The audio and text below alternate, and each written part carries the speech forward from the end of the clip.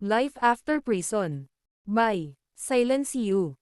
Kabanata 2551 hanggang 2560. Nang marinig ito, lahat ay nasa sabik na mapansin ang sagradong lupain at personal na sasamahan si Carson. Bukod dito, binanggit din ni Carson na ang sagradong lupain ay magbibigay ng mas maraming atensyon sa pag-unlad ng South Sky sa hinaharap, na nangangahulugang ang mga Pickmaster na ito ay magkakaroon din ng pagkakataong maglinang sa sagradong lupain. Ang mga Paragon-level cultivator ay may pagkakataong makita ang Holy King Realm, habang si Oscar, na isang Royal Paragon, ay may pagkakataong sumulong sa Supreme Paragon noong nabubuhay pa siya. Paanong hindi ito magpapasaya at magpapasabog sa lahat? Habang nasa sabik ang karamihan, si Carson naman ay kumuha ng iba't ibang gantimpala na ibinigay sa Grundy Uno sect ng sagradong lupain sa pagkakataong ito. May hawak siyang alchemical pill na naglalabas ng spiritual aura. Ito ay natatakpan ng 9 na gintong sinulid, at ang ibabaw nito ay puno ng teorya ng langit at lupa. Hindi makapaniwala si Oscar nang makita niya ang tableta, at ang kanyang paghinga ay biglang bumilis. Kaunting amoy pa lang ng bango nito ay medyo lumuwag na ang bare sa aking Royal Paragon. Ito na kaya ang maalamat na Supreme Advancing Pill. Halos hindi maintindihan ni Oscar ang mga sinabi niya dahil sa pananabik. Hinaplos ni Carson ang tinapay at tumanggo ng nakangiti. Tama. Ito ang Supreme Advancing Pill.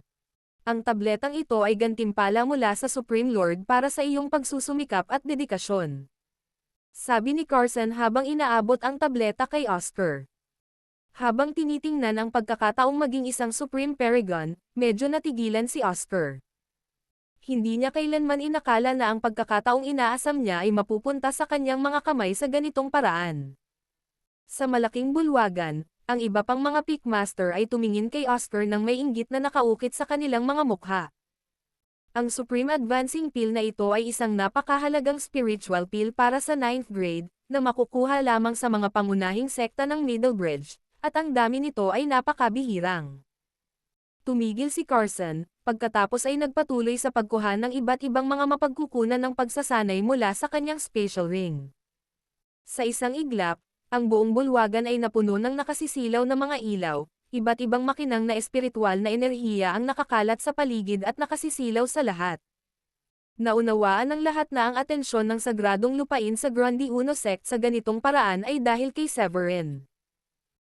Total, simula nang maitatag ang Grundy Uno sect sa South Sky 10,000 taon na ang nakalilipas, ang sagradong lupain ay halos walang kinalaman sa kanila, at halos hindi sila binigyang pansin. Pagkatapos lamang pumunta si Severin sa Middlebridge ay muling nakakuha ng atensyon ang Grundy Uno sect sa South Sky mula sa mga mas matataas na ranggong sekta sa sagradong lupain. Kasabay nito, nakaupo si Severin nang nakakross ang mga paa sa training room ng Grundy Uno Sacred Land. Pagkatapos ng seremonya ng Royal Paragon, bumalik siya sa Enchanted Peak upang simulan ang pag-iisa. Plano niyang sumulong sa 8th grade alchemist. Noong umalis siya sa Grundy Uno sect, natamo niya ang alchemy enlightenment mula sa dating pinuno ng Grundy Uno sect sa loob ng Alchemy Tower. Pagkatapos ng mahigit kalahating buwan ng cultivation, naging bihasa na siya rito. Sa training room, huminga ng malalim si Severin. Gumawa siya ng kilos ng kamay at tinawag ang Heavenly Cauldron. Habang pinapakalat niya ang kanyang mana, isang nag-uumapo na espiritual na apoy ang lumabas mula sa kawalan, na agad na nagliyab sa Heavenly Cauldron. Matapos buksan ang Heavenly Cauldron, pinaandar ni Severin ang kanyang banal na sentido at kumuha ng isang prutas na kasing laki ng hinlalaki at pulang-pula mula sa kanyang special ring. Ito ang 1,000 Years Vermilion Fruit na nakuha niya mula sa Starry Sky Battle Space. Ang 1,000 Years Vermilion Fruit ang pangunahing sangkap para sa pagpino ng 8th grade alchemical pill, ito ay napakahalaga at napakahalaga. Inilagay ni Severin ang 1,000 Years Vermilion Fruit sa Heavenly Cauldron at pinino ito upang maging purong espiritual na likido, pagkatapos ay mabilis na nagdagdag ng iba't ibang mga halamang gamot na 7th grade dito. Plano niyang pinuhin ang pangunahing alchemical pill para sa 8th grade, ang Clear Spirit Pill, na may epekto sa pagpapahusay ng banal na kaluluwa at pagkamit ng isang Royal Paragon. Kahit sa loob ng sagradong lupain, ito ay isang mahalagang kayamanan. Pagkaraan ng ilang sandali, ang iba't ibang mga halamang gamot ay naging gininto ang likido sa kaldero at naglalabas ng isang malakas na halimuyak na panggamot. Ang pag-amoy lamang nito ay nagpapagaan at nagpapalakas sa pakiramdam ng isang tao, na parang nakainom sila ng isang malakas na tonic, na pinupuno ang kanilang katawan ng lakas. Sa puntong ito, hindi nang ahas si Severin na hindi magpabeya. Itinoon niya ang kanyang banal na pandama sa pagmamasid sa anumang mga pagbabago sa kaldero habang maingat na sinusunod ang mga tagubilin sa mga tala ng alchemy. Tumagal siya ng 2 araw, hanggang sa ang espiritual na likido sa kaldero ay ganap na namuo sa hugis. Sa wakas ay nakahinga ng maluwag si Severin nang makita niya ang eksena. Matapos panasan ang pawis sa kanyang noo, ang kanyang mukha ay napuno ng kagalakan at pananabik. Ang mga tableta ay nagkaroon ng anyo, na may huling 2 hakbang na lamang ang natitira, na nagbibigay sa kanila ng kapangyarihan ng langit at lupa, at nalampasan ang makalangit na kapigatian upang tunay na maging mga 8th grade alchemical pill. Habang iniisip niya ito, kumuha si Severin ng 2 pildores na nagpapanumbalik ng espiritual na enerhiya mula sa kanyang singsing sa espasyo at kinain ang mga ito. Pagkatapos ay tinawag niya ang kapangyarihan ng langit at lupa mula sa kanyang kuweba at inilagay ito sa mga nabuong pildores. Pagkatapos ng ilang paghinga, biglang lumitaw ang mga ginintoang sinulid sa ibabaw ng ilang pildores sa kaldero, at ang dumadagandong na kapangyarihan ng langit at lupa ay nagtagpo sa kanila. Pagkatapos, ang mga nabuong 8th grade pills na ito ay mabilis na lumutang palabas ng kaldero, sumugod palabas ng silid ng pagsasanay at pumailanglang sa kalangitan sa itaas ng Enchanted Peak. Habang dumaranas ng tribulation ang mga nabuong 8th grade pills, ito ay mas marahas kumpara sa tribulation para sa mga 7th grade pills. Sa pagkakataong ito, 6 na kulog na kasing kapal ng mga balde ng tubig ang bumagsak. Ang nakakatakot na aura ng mga kulog ay parang isang apocalypse, na sumasakop sa Grundy Uno Sacred Land at nakakuha ng atensyon ng hindi mabilang na tao. Si Heath, na nag-oorganisa ng mga alchemical recipe sa malaking bulwagan ng 4th Mountain, ay naramdaman ang marahas na electric arc sa hangin, at agad niyang inilatag ang kanyang banal na pandama. Ang kanyang matalas na tingin ay tumagos sa mga ilusyon at bumagsak sa tuktok ng Enchanted Peak. Nanlaki ang mga mata ni Heath sa hindi makapaniwala nang makita niya ang clear spirit pills na dumanas ng tribulation, at napasigaw siya sa pagkamangha. Mga alchemical 8th grade pills ba ito? Umunlad na ba si Severin para maging isang 8th grade alchemist? Bilang isang 9th grade alchemist, masasabi niyang ang kalidad ng mga clear spirit pills na ito ay lubhang pambihira, kahit na ang mga ito ay umabot lamang sa antas ng mga primary 8th grade alchemical pills. Gayunpaman, lahat ng mga ito ay naperpekto na natanggal ang lahat ng dumi, na nag-iiwan lamang ng pinakamahalagang mga katangiang panggamot. Bagamat alam ni Heath na si Severin ay isang 7th grade alchemist, mayroon siyang kaunting pag-unawa sa talento ni Severin sa alchemy. Gayunpaman, nabigla pa rin siya nang makita niya ang clear spirit pills. Nalaman niya kay Carson na si Severin ay umasenso lamang sa pagiging isang 7th grade high-rank alchemist bago siya umalis sa sekta. Gayunpaman, siya ay umasenso muli sa loob lamang ng mahigit kalahating buwan. Ang alchemy ay nakasalalay sa likas na kakayahan, ngunit higit sa lahat, ito ay nakasalalay sa kahusayan. Halos bawat sikat na alchemist o alchemist grandmaster ay umasenso sa susunod na antas sa pamamagitan ng malawak na pagsasanay upang hasain ang kanilang mga kasanayan. Ang likas na kakayahan ay nangangahulugan lamang ng mas mabilis na pag-unawa, ngunit nangangailangan din ito ng malawak na pagsasanay upang matiyak ang isang tiyak na rate ng tagumpay sa pagpino ng tableta. Ngunit ngayon, tila medyo nasira ni Severin ang pag-unawang ito. Matapos makawala sa kanyang pagkabigla, mabilis na hinampas ni Heath ang kawalan at sumugod sa Enchanted Peak sa loob ng langit ng kuweba. Kasabay nito, tumangala si Severin sa langit sa training room, pinagmamasdan ang mga table tasks na dumaan na sa tribulation. Itinaas niya ang kanyang kamay upang patatagin ang nakapalibot na espasyo at kinuha ang mga ito. Matapos gawin ang lahat ng ito, maingat na pinag-isipan ni Severin ang mga pakinabang mula sa pagpino ng clear spirit pills sa pagkakataong ito. Pagkatapos ng mahabang panahon, bumantong hininga siya ng malalim at sinabing, sa wakas ay nakarating na sa pagiging isang 8th grade alchemist. Habang nakatingin sa clear spirit pills na nasa kamay niya, isang mahinang ngiti ang sumilay sa mga labi ni Severin. Nakalusot na siya ngayon sa pagiging isang 8th grade alchemist, kaya na niyang pinuhin ang lahat ng tableta sa Royal Paragon Realm ng mag-isa. Higit sa lahat, magagamit na niya sa wakas ang mahahalagang kayamanang naani niya mula sa Starry Sky Battle Space. Mabilis na kumuha si Severin ng isang bote ng porselana para iimbak ang mga tableta. Plano niyang umakyat sa level 2 Supreme Paragon ng sabay-sabay. Nang mga sandaling iyon, nagkaroon ng pagbabago-bago sa kalawakan sa labas ng Enchanted Peak. Gamit ang kanyang kasalukuyang cultivation, agad niyang naramdaman na papalapit na si Heath. Agad siyang tumayo at i-deactivate ang formation ng Enchanted Peel para salubungin si Heath. Ano ba ang dahilan kung bakit ka nandito, Heath? Tanong ni Severin. Tumangala si Heath sa maulap na kalangitan, puno ng pananabik ang mukha habang nagsasalita. Nakalusot ka na ba sa pagiging isang 8th grade alchemist, Severin? Walang pag-aalinlang ang tumango si Severin. Swerte lang ako. Nakuha ko ang mga tala ng alchemy ng isang 8th grade alchemist mula sa Alchemy Tower ng Grundy Uno Sect sa South Sky.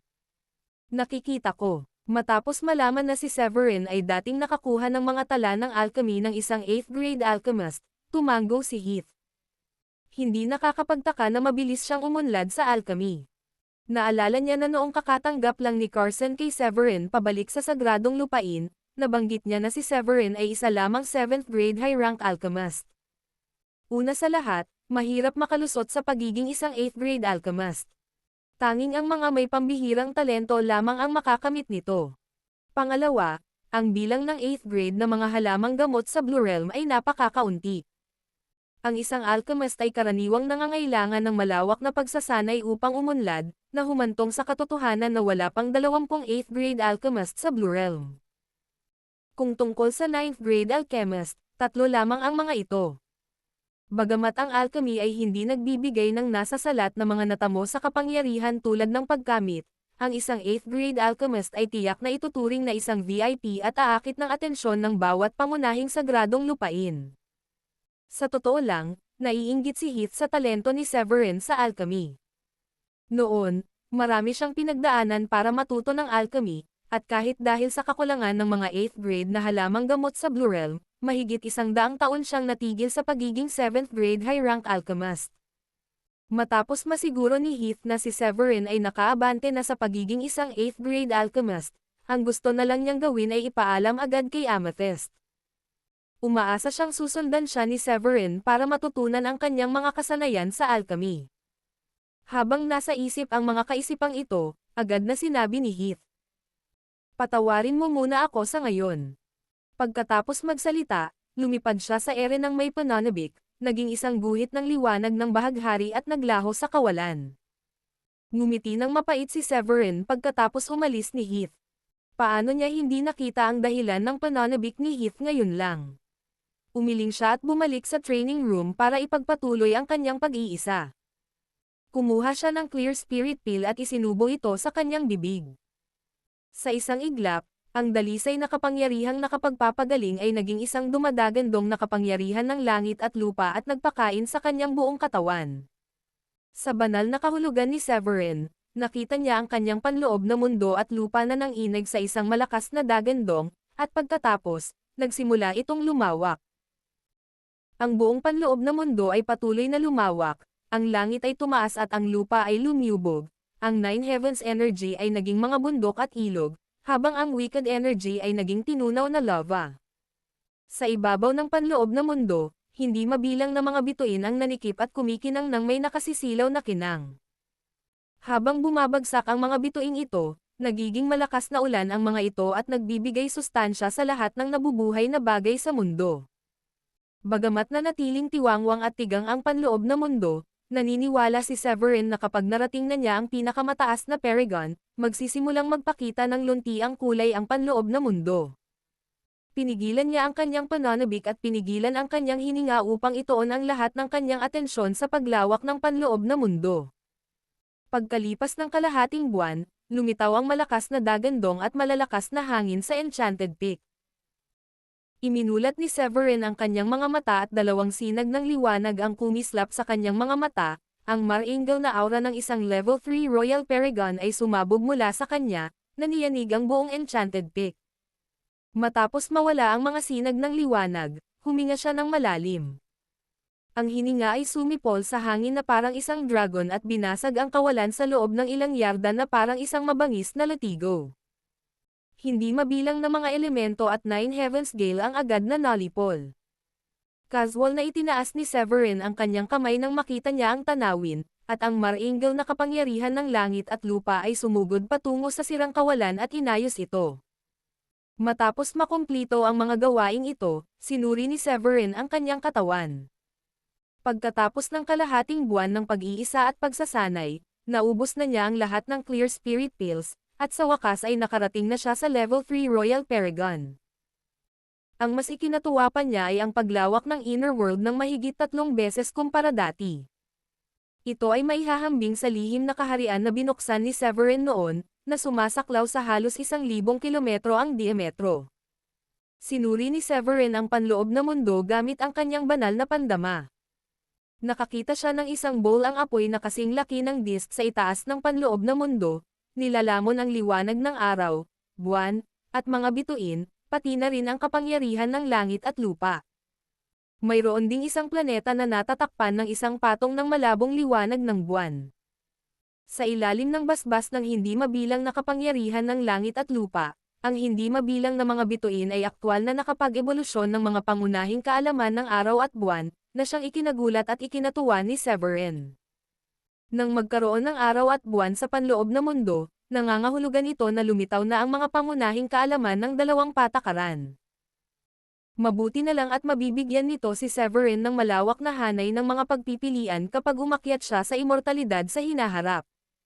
Matapos makuha ang kanyang aura, kinuyam ni Severin ang kanyang kamao at hinampas ito pasulong, na nagdulot ng isang nakabibinging pagsabog na marahas na yumanig sa lupa. Nagulat ang mga ibon at mga hayop sa Enchanted Peak sa pagsabog at nakatakas sa takot. Tumanggaw si Severin sa kasiyahan at pagkatapos ay lumabas ng training room. Pagdating niya sa looban, nadatnan niyang nakahiwalay ang lahat ng mga babae, at malapit na silang sumulong. Mahinang bulong ni Severin. Dapat ay makakapasok na sila sa Paragon sa loob ng ilang araw na ito. Simula nang makapasok sa Grundy Uno Sacred Land, ang bilis ng paglilinang ng mga babae ay tumaas. Paminsan-minsan silang sumusulong, at ngayon silang apat ay nakarating na sa level 9 Supreme Saint, kalahating hakbang na lang ang layo mula sa Royal Paragon. Naramdaman ni Severin na marahil ang kanyang pag-angat sa Royal Paragon ay nagudyok sa mga babae na maglinang. Matapos ilayo ang kanyang tingin sa mga babae, bulong ni Severin. Nakarating na ako sa level 3 Royal Paragon, oras na para gawing pananggalang na sandata ang 2 piraso ng banal na ginto. Hindi niya nakalimutan ang eksena kung saan ginamit ni Filbert ang pananggalang na banal na sandata upang labanan ang 2 kalaban ng sabay-sabay sa kanyang seremonya ng Royal Paragon. Kahit na naimbento niya ang pananggalang na banal na sandata noon, magiging mahirap para sa kanya na paganahin ang mga ito gamit ang kanyang cultivation. Gayunpaman, halos hindi niya mailabas ang kanilang kapangyarihan bilang isang level 3 Paragon. Nakuha niya ang Flamegold at Lumigold mula sa Starry Sky Battle Space, at sa wakas, mayroon silang layunin, sa halip na manatiling natutulog sa kanyang spatial ring. Ang Forging Peak, na siyang ikalimang bundok, ay parang isang higanteng gourd na nakatayo sa lupa, na may espiritual na liwanag na nagniningning at lilang aura na nakapalibot dito. Bago pa man makalapit, mararamdaman na ang pagdagsa ng apoy sa lupa. Sa ilalim ng tuktok, may daan-daang apoy sa lupa na may iba't ibang laki. Ang mga ito ay mga dekalidad na espiritual na bagay kahit na ihambing sa mga espiritual na apoy, na may kakayahang sumunog sa kawalan. Ang mga apoy sa lupa na ito ay may angkop na temperatura at kakayahang kontrolin ng mga tao gamit ang espiritual na enerhiya. Ang mga ito ang pinakamahusay na apoy para sa pagpapanday ng mga armas. Dahil sa mga apoy sa lupa na ito, ang ikalimang bundok ay naging lugar kung saan nagtitipon ang mga disipulo ng iba't ibang Royal Paragon at mga Supreme Paragon ng Grundy Uno Sacred Land para sa paggawa ng kanilang mga espiritual na kayamanan. Sumakay si Severin sa isang guhit ng bahaghari at dahan-daang bumaba sa plaza sa kalagitnaan ng bundok. Ang kanyang pagdating ay nakakuha ng atensyon ng mga nakapalibot na disipulo, at isang elder ang lumipad upang salubungin siya. Ang Level 2 Royal Paragon Elder ay lumapit kay Severin at napansin na ang aura ni Severin ay naging mas mayaman at mas matindi kaysa noong araw ng seremonya ng Royal Paragon. Mabilis siyang bumati ng may paggalang. Masayang makita ka rito, Severin. Ano ang dahilan kung bakit ka nandito sa Fifth Mountain ngayon? Magaan na tugon ni Severin. Balak kong lumikha ng isang espiritual na kayamanan. Tulungan mo akong mahanap ang apoy sa lupa na may mas mataas na temperatura. Naiintindihan ko, tumanggo ang matanda. Pagkatapos magsalita, dinala niya si Severin diretso sa tuktok ng bundok. Ang pinakamagandang apoy sa lupa ng ikalimang bundok ay natipon sa gitna ng tuktok ng bundok. Ito ang mata ng apoy sa lupa na nabuo ng magma sa lupa. Sinundan ni Severin ang matanda papasok sa isang tahanan na espesyal na inukit mula sa matigas na bato. Pagpasok pa lang niya sa tahanan, isang bugzo ng mainit na alon ang tumama sa kanya, ang temperatura ay tila kayang tunawin ang lupa. Pagdating sa gitna ng tahanan, nakita ni Severin ang isang nagliliyab na magma na sumasabog at kumukulo. Ito ang pinakamalaking apoy sa mata ng lupa sa ikalimang bundok. Ang temperatura ng apoy sa lupa rito ay pinakamataas, sapat na para patayin ang mga ordinaryong Paragon cultivator kapag nadikitan, walang maiiwan. Kahit ang mga maalamat na banal na ginto ay maaaring matuno dito. Inakay ng matanda si Severin sa mata ng apoy ng lupa at buong kumpiyansang sinabi. Tumanggo si Severin bilang pagsang-ayon at ikinumpas ang kanyang kamay, na sinasabi. Sige, ayos na ang bahay na ito. Pagkatapos niyang magsalita, nagpaalam na ang matanda at umalis sa tahanan. Nang makaalis na ang lalaki sa tahanan, agad na pinaandar ni Severin ang porma sayon sa pasukan ng tahanan. Pagkatapos, umupo siya nang nakakross ang mga paa at dahan-daang kumuha ng metal na euro mula sa kanyang special ring. Nilayo ni Severin na gumawa ng ilang elite quality spiritual treasures para sa mga babae at kay Celine para sa kanilang proteksyon. Ang isang normal na espiritual na kayamanan ay maaaring umabot sa antas ng superior quality sa pamamagitan ng pagdaragdag ng isang piraso ng star gold, at isang elite quality spiritual treasure ang maaaring gawin kung ay dadagdag pa ang star gold. Matapos ipatawag ang star gold, ninanipyala ni Severin ang apoy ng lupa upang simulan ang proseso ng pagpino at pagtunaw ng metal na euro. Inalis niya ang mga dumi at mabilis itong nituno. Ang star gold ay kasing tigas ng isang kayamanan na 8th grade. Inabot ng 2 araw para lang mapainit at matuno ito. Mabuti na lang at sapat na ang init ng mata ng lupa, sa wakas ay natunaw na ang metal na euro sa ilalim ng patuloy na mataas na temperatura. Ninanipyala ni Severin ang Special Force upang hubugin ito bilang isang di nakikitang malaking martilyo at sinimulan ang proseso ng pagpapanday. Di nagtagal, 4 na mahahabang espada, isang sibat, isang maliit na tripod, isang salamin, at isang maliit na tore ang nagsimulang hubugin sa harap ni Severin. Sa loob lamang ng maikling panahon, maraming espiritual na kayamanan ang nahubog. Ang paghubog sa mga espiritual na kayamanan ay pangalawang hakbang lamang. Kasunod, kailangan itong lagyan ng kapangyarihan ng langit at lupa at ng mga pilosopiya, na nagpapagana sa espiritualidad ng metal at pilosopiya upang tunay na maging elite quality na espiritual na kayamanan. Hindi nakaramdam ng pagod si Severin. Itinaas niya ang kanyang braso at ginamit ang kanyang kapangyarihan ng Royal Paragon upang higupin ang lahat ng kapangyarihan ng langit at lupa sa loob ng 10 milya, ibinuhos ito sa matagumpay na nahubog na espiritual na kayamanan. Sa loob ng halos kalahating araw, ang buong tahanan ay kumikinang sa espiritual na liwanag, at ang maringal na aura ay halos umaapaw mula sa porma sayon, na bumubuhos patungo sa labas ng ikalimang bundok. Sa sandaling ito, mayroong 8 umaagos at makukulay na espiritual na kayamanan na lumulutang sa harap niya, na nagpapakita ng aura ng elite quality na espiritual na kayamanan. Bumantong hininga si Severin ng malalim, pinunasan ang pawis sa kanyang noo, at mahinang sinabi. Hay! Sa wakas, natapos na rin ang ilang mahahalagang espiritual na kayamanang ito. Pagkatapos sabihin iyon, ikinumpas niya ang kanyang kamay at itinago ang mga espiritual na kayamanan sa kanyang supot. Pagkatapos magpahinga ng ilang sandali, kumuha siya ng 2 piraso ng banal na ginto mula sa kanyang singsing na pangkalawakan. Sa sandaling lumitaw ang banal na ginto, ang buong tahanan ay sumabog sa liwanag, naging isang halijing liwanag at pumailanglang sa kalangitan, kasama ang hindi mabilang na mga teorya ng langit at lupa na lumitaw sa paligid. Mabilis na inilagay ni Severin ang banal na ginto sa mata ng apoy ng lupa at nilayon itong tunawin. Gayunpaman, ang katigasan ng banal na ginto ay higit pa sa metal na euro. Umabot ng halos kalahating buwan ng pagkasunog bago ito halos natunaw sa likido. Sa pagtingin sa malamasa na banal na ginto, sumabog ang aura ni Severin ng Level 3 Royal Paragon. Itinaas niya ang kanyang kamay at ginamit ang Lotus Divine Attack upang mapabilis ang proseso ng pagkatunaw. Pagkalipas ng 10 araw, ang mga banal na ginto ay tuluyang natunaw sa likido. Ang proseso ng pagpapanday ng banal na ginto ay nagparamdam kay Severin, isang Royal Paragon, ng labis na pagod kahit na halos kalahating buwan na ang lumipas. Mabilis siyang kumuha ng ilang tableta upang maibalik ang kanyang mana. Matapos mabawi ang ilang mana, kinuha niya ang Sky Soil Zenith mula sa kanyang spatial ring at inilagay ito sa ibabaw ng mata ng apoy sa lupa. Kung ikukumpara sa banal na ginto, ang Sky Soil Zenith ay mabilis na natunaw. Ito ay naging isang puddle ng likido sa loob ng wala pang kalahating araw. Sa pagtingin sa 3 masa ng metalikong likido na naglalabas ng sagradong liwanag ng diwata at iba't ibang kulay ng banal na ilaw na lumulutang sa harap niya, sinimulan ni Severin na pagsamahin ang 3 masa ng likido at hubugin ang mga ito.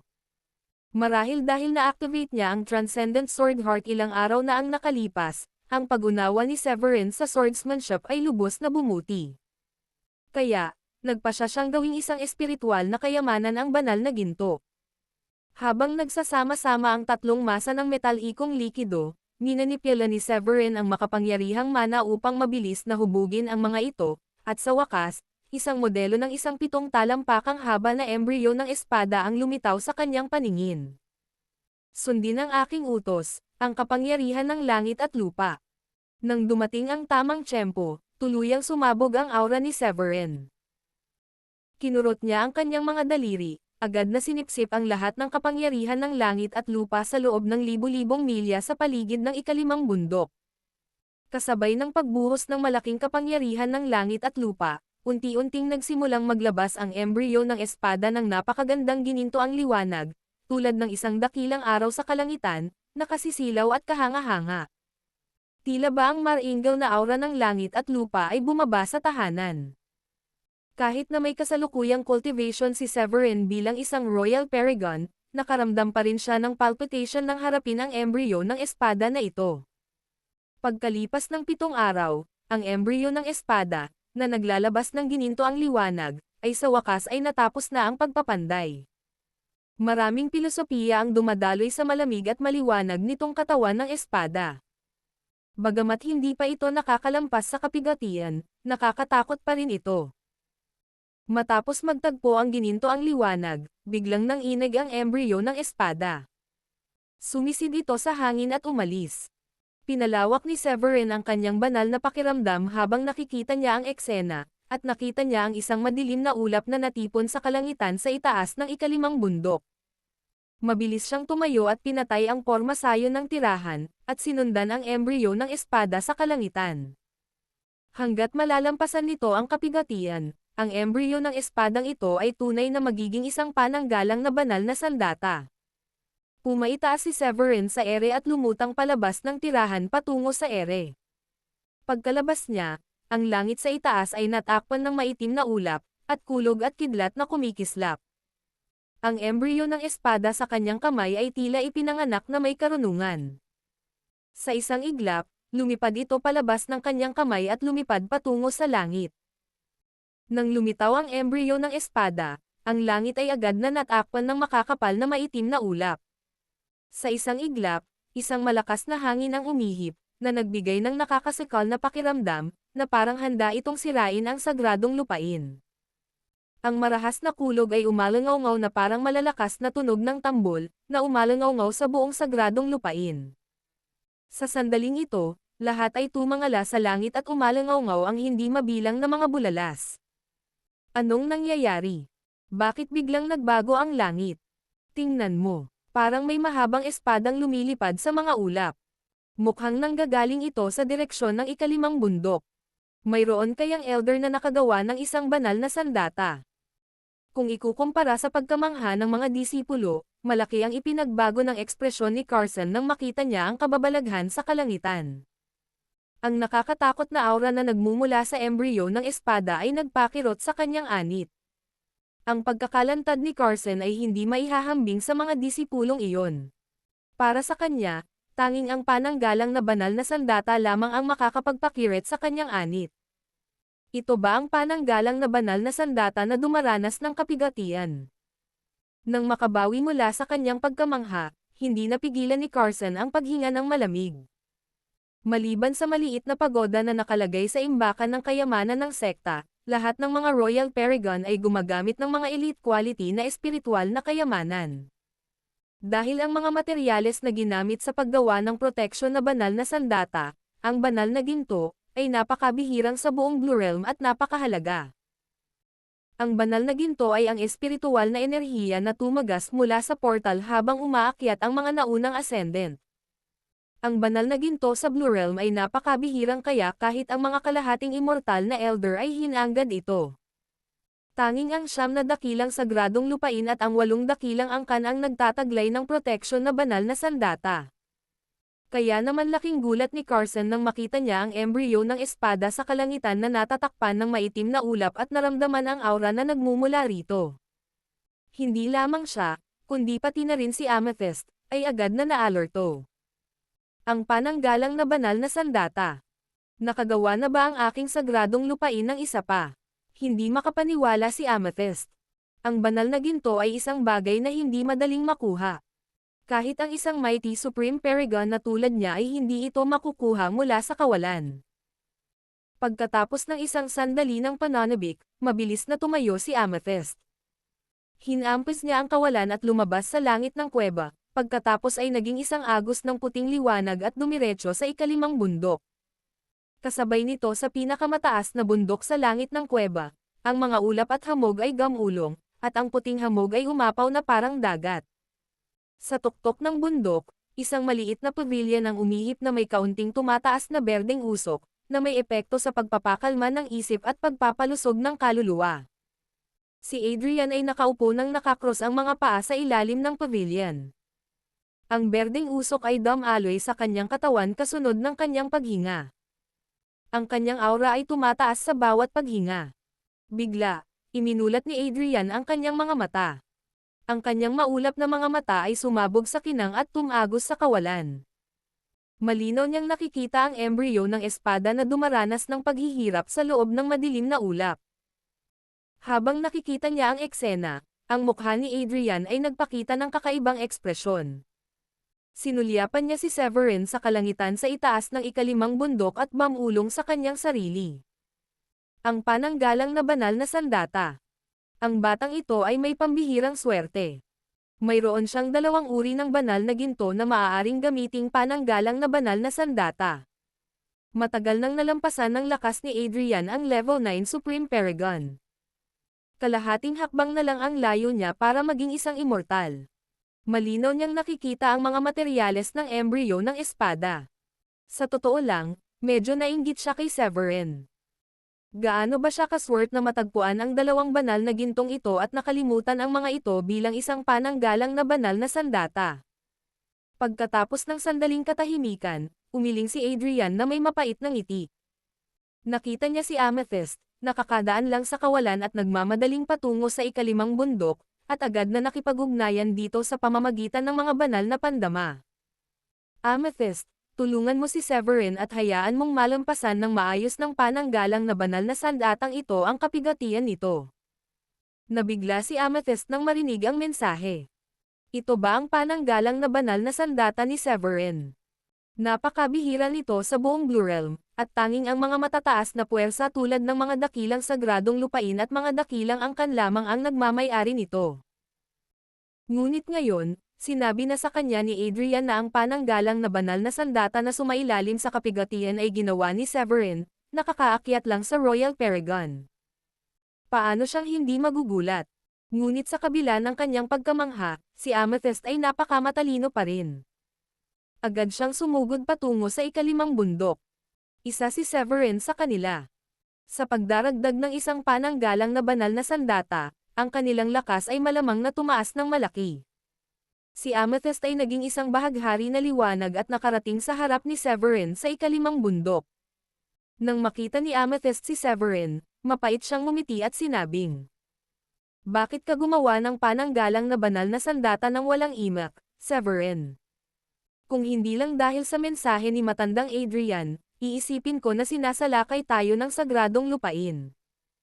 Agad na nagkagulo ang mga disipulo sa paligid nang marinig ito. Nako! Ang espiritual na kayamanang ito na dumaranas ng kapigatian ay ang tunay na pananggalang na banal na sandata.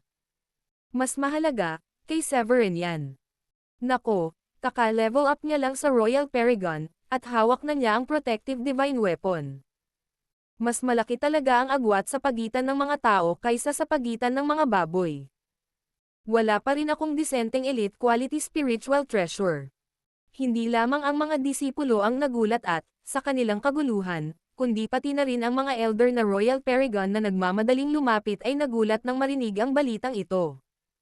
Pagdating ni Amethyst, ngumiti si Severin at sinabing, "Swerte lang ako. Nakahanap na ako ng 2 piraso ng banal na ginto sa Starry Sky Battle Space dati." Hindi nakapagsalita si Amethyst. Nakahanap ng 2 piraso ng banal na ginto. Medyo nainggit si Amethyst sa swerte ni Severin sa sandaling ito. Gayunpaman, hindi niya nakalimutan ang tagubilin ni Adrian. Tumangala si Amethyst sa langit at pinagmasdan ang embryo ng espada. Ikinuyom niya ang kanyang mga daliri at ang cultivation ng isang level 9 Supreme Paragon ay agad na lumabas mula sa kanya. Itinaas niya ang kanyang kamay patungo sa langit na puno ng mga ulap ng tribulation, at biglang ang marahas na kapangyarihan ng langit at lupa ay pumutok sa isang malaking bitek sa madilim na ulap.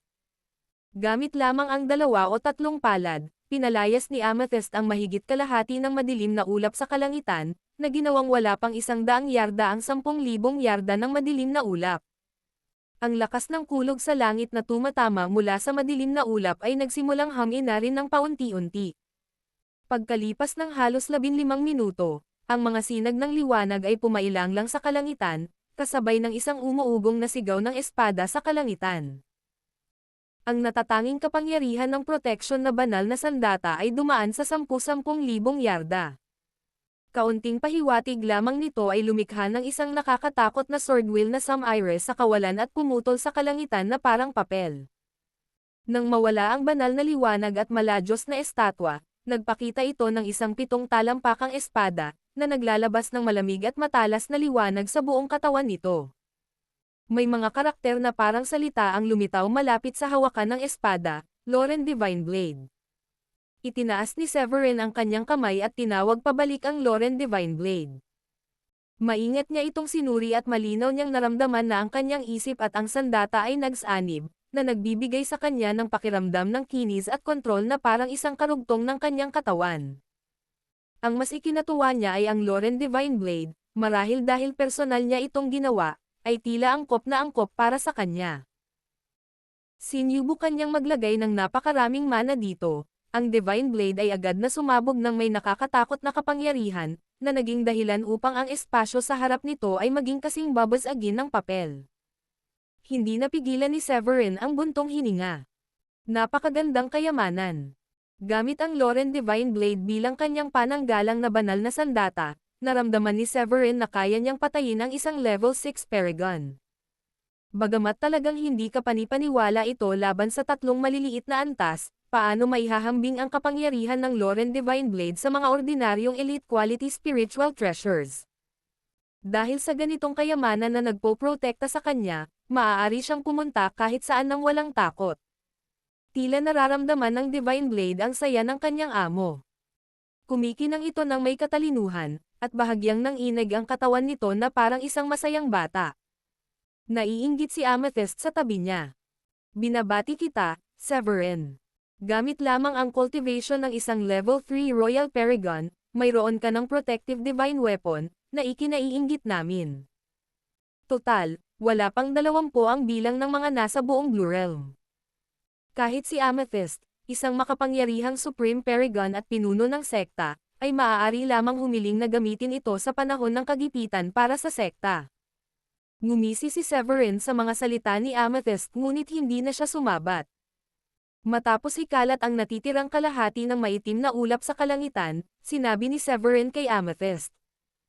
Huwag muna nating ikalat ang balita tungkol sa pananggalang na banal na sandata sa loob ng sagradong lupain.